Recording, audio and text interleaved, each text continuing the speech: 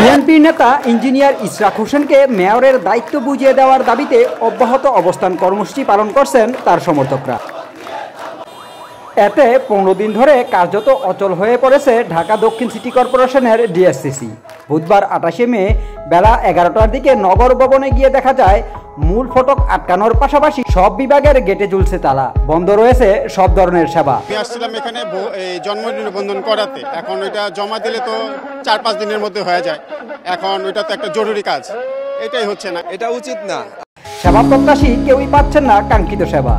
আন্দোলনকারীরা বলছেন, সরকার মন্ত্রণালয় যদি রায়ের সাথে সাথে গেজেট প্রকাশের সাথে সাথে যদি শপথের ব্যবস্থা করতো তাহলে আজকে আমাদের রাজপথে বসতে হতো। নাগরিক সেবায় যে ধরনের ভোগান্তি তৈরি হয়েছে তার দায় স্থানীয় সরকারের, কারণ স্থানীয় সরকারের তালবাহানার কারণেই আদালতের রায়ের পরেও ইশরাক হোসেনকে শপথ পড়ানো হচ্ছে না।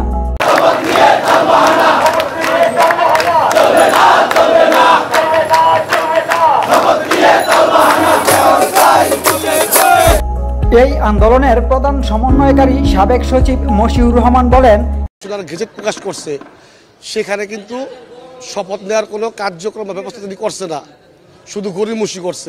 ইঞ্জিনিয়ার ইশরাক হোসেনকে মেয়রের শপথ পড়ানো না হলে আমরা আবারও কঠিন থেকে কঠিনতর আন্দোলনে নামব।